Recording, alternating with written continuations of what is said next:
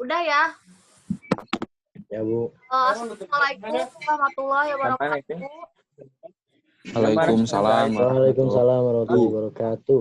Ibu, yang lainnya kan nunjukin muka curang, Ibu. Oh, hei. Antep gue curangnya antep gue. Selamat siang semuanya. Bu.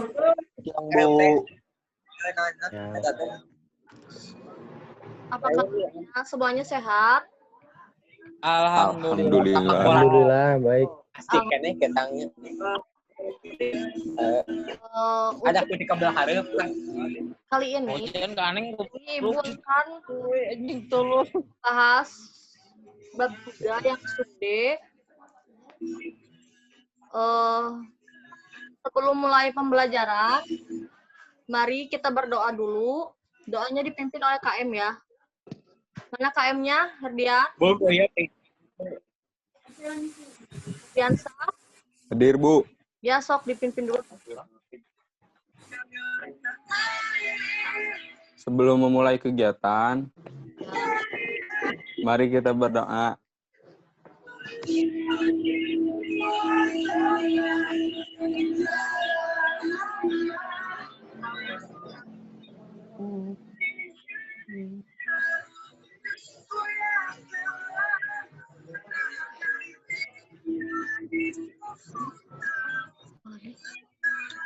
Amjad pada tempo sila sisa. Pager, pager.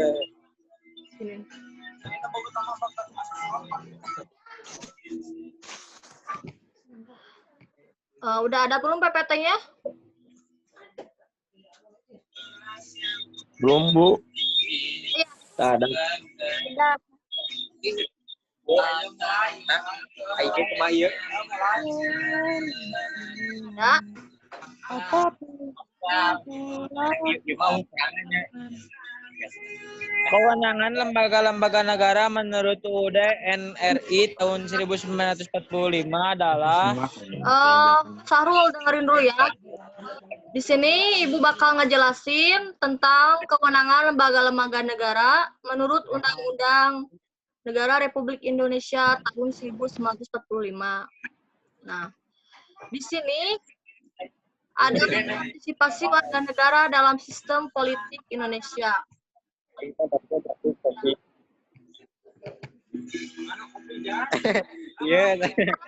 Nah, dalam sistem politik, lazimnya disebut dengan partisipasi politik. Partisipasi politik secara umum berarti keterlibatan seorang atau sekelompok orang dalam suatu kegiatan politik. Partisipasi politik adalah kegiatan yang dilakukan oleh warga negara, baik secara individu maupun kolektif, atas dasar keinginan sendiri maupun dorongan dari pihak lain yang tujuannya untuk mempengaruhi keputusan politik yang akan diambil oleh pemerintah, agar keputusan tersebut menguntungkan. Nah, di sini juga kegiatan politik yang tercampur dalam konsep partisipasi politik mempunyai bermacam-macam bentuk dan identitas. Hal ini menyebabkan bervariasinya partisipasi politik yang dilakukan oleh warga negara dari mulai tingkatan yang pasif sampai pada tingkatan yang aktif. Bila dihubungkan dengan hak dan kewajiban warga negara, partisipasi politik merupakan kewajiban yang harus dilaksanakan sebagai wujud tanggung jawab warga negara yang tinggi dan baik. Nah, di sini ada partisipasi politik yang baik dan masyarakat politik yang sudah mapan. Suatu komunitas masyarakat dapat disebut sebagai politik, jadi masyarakat tersebut telah memiliki ciri-ciri sebagai berikut. Nah, tolong perhatikan ya.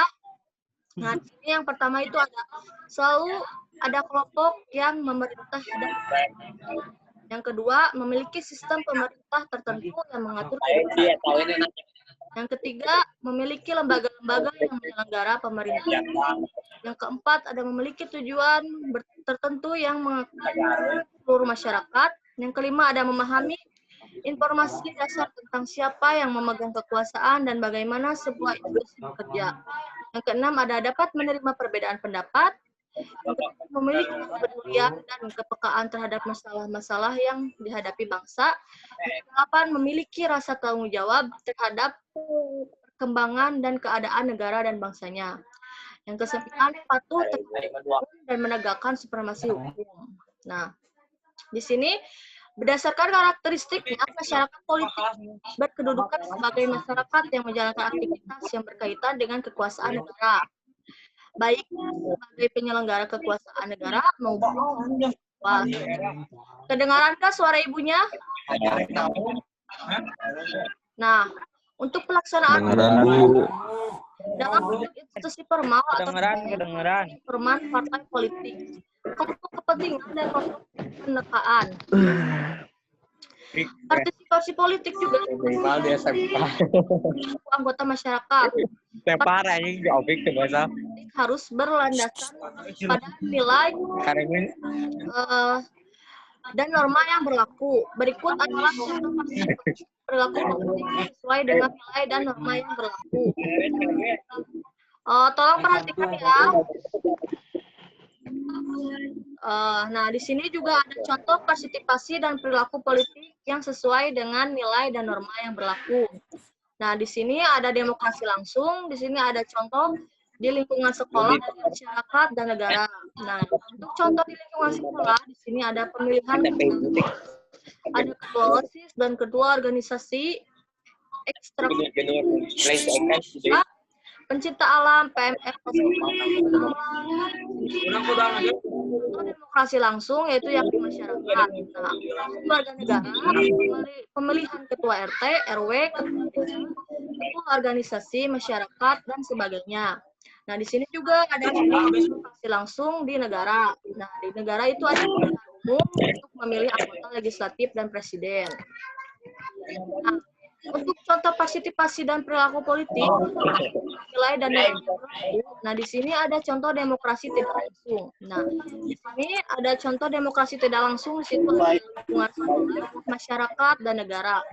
Nah, untuk contoh di lingkungan sekolah, di sini ada siswa dapat menyampaikan aspirasi dan pendapatnya melalui usulan dan saran yang ditujukan kepada pejabat sekolah atau pemerintah. Nah, untuk masyarakat, warga masyarakat dapat menampilkan perilaku politiknya yang mencerminkan pelaksanaan demokrasi tidak langsung melalui penyampaian pendapat atau aspirasi baik secara lisan ataupun melalui lembaga perwakilan rakyat. Nah, di sini perilaku politik yang tidak langsung itu contoh di negara diwujudkan melalui penyampaian aspirasi pada lembaga perwakilan rakyat, partai politik, organisasi masyarakat, dan media massa. Nah, mungkin itu saja yang bisa Ibu sampaikan.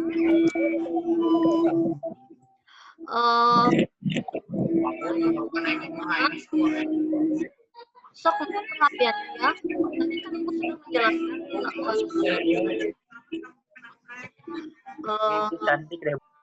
sudah menjelaskan kepala lembaga negara menurut Undang-Undang Dasar. Coba kalian ada yang mau ditanyakan nggak ke Ibu? Tadi merhatiin nggak? Enggak ada, Bu. Nggak ada, Bu. Nggak ada yang mau ditanyain? Enggak. Ada tanya tuh Ibu. Kalian perhatiin nggak tadi Ibu? Materinya. Semua yang bertanya.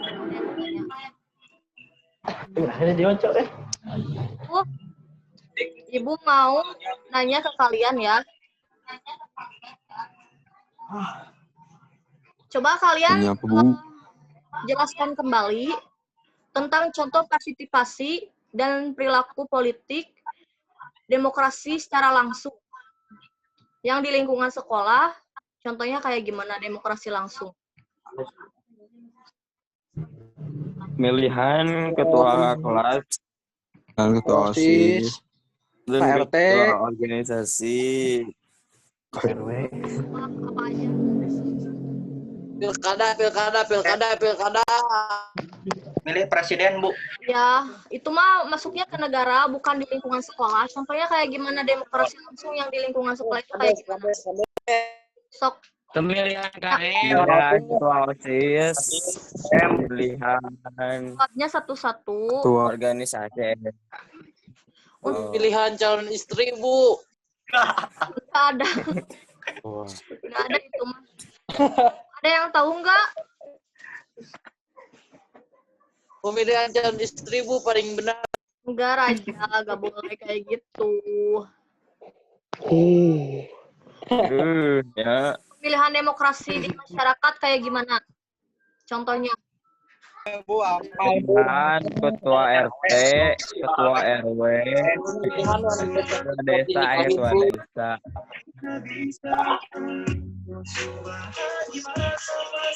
Lagu sama. Kalau itu siapa yang ngemusik? Nggak boleh ngemusik. Contohnya demokrasi langsung. Contoh demokrasi langsung di lingkungan sekolah, di lingkungan masyarakat, dan di lingkungan negara. So, siapa yang bisa jawab? Ada yang tahu nggak? Reja. Pemilihan calon ibu buat anak-anakku nanti. Yang kecil itu yang apa sih yang mudah dulu aja di lingkungan sekolah kayak gimana? Misalnya pemilihan ketua OSIS itu kan termasuk Pemilihan ketua demokrasi OSIS. langsung. Terus apa lagi? Kayak di kelas itu apa? Ketua kelas. Ya, terus Pemilihan ketua kelas. Pemilihan kalau sekretaris. demokrasi langsung Pemilihan tugas itu piket. kayak gimana? Bu, kaman. Gotong royong. Itu saja, Bu.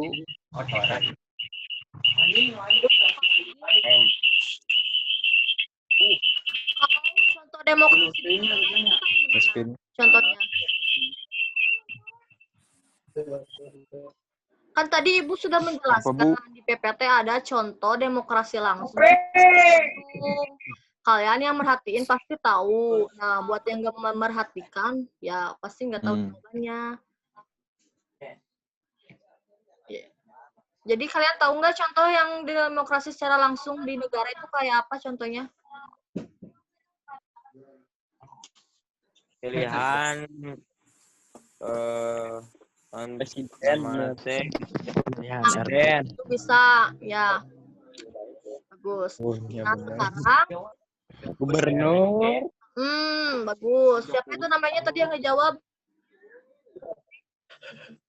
Ya, Bu, Pak. Pemilihan ibu. Nah, kalau kan tadi udah ngebahas demokrasi langsung contohnya. Nah, sekarang contoh demokrasi tidak langsung itu seperti apa? Untuk contoh di lingkungan sekolah. Demokrasi secara tidak langsung. Ada yang tahu?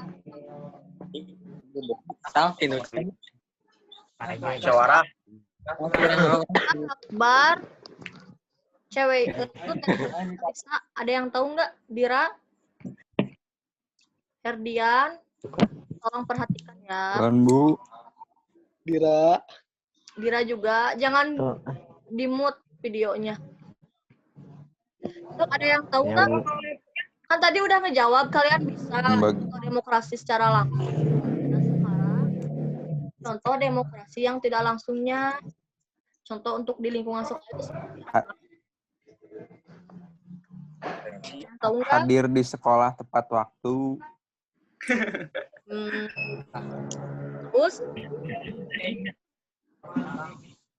Terus tadinya.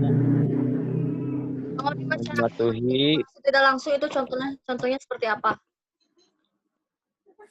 Gotong royong. Tuh. Bukan, itu kan bukan yang lainnya.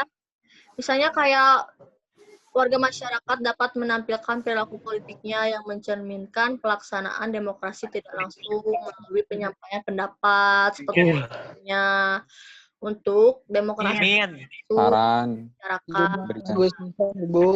Untuk demokrasi tidak langsung, contohnya di negara itu seperti perilaku politik yang tidak langsung dapat diwujudkan melalui penyampaian aspirasi pada lembaga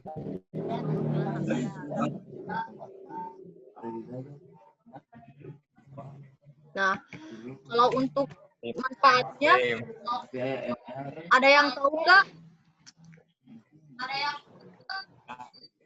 Manfaat Manfaat. partisipasi dalam lingkungan masyarakat dan keluarga. Ada yang tahu nggak manfaatnya kayak apa? Manfaatnya kita ikut partisipasi dalam lingkungan sekolah ataupun keluarga, itu manfaatnya seperti apa? Ada yang tahu?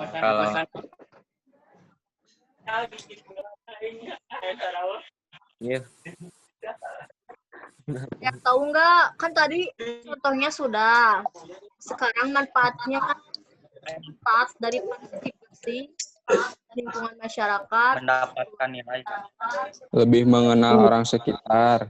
Ya, benar. Terus yang lainnya?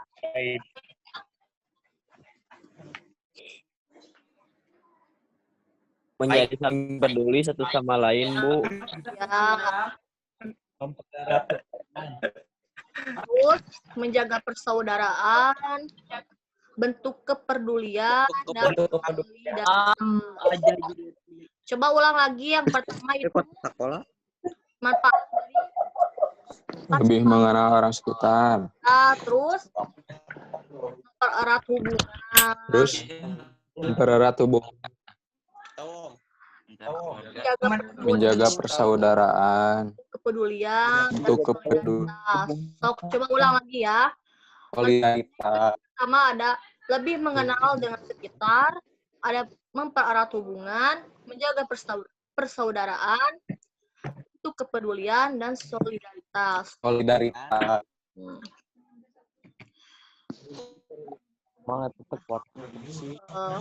Udah ya, kalian mengerti kan semuanya? Bu. Udah ya? Bu. Yes. Untuk mengakhiri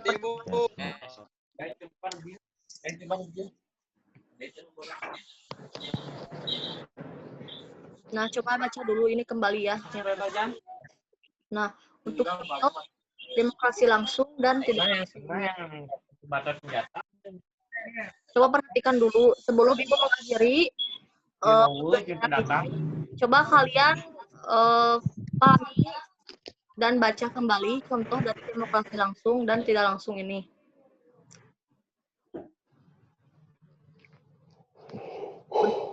Gak ada yang ditanyakan lagi kan? Bu. Udah ngerti, paham semuanya? Insya Allah, Allah. paham.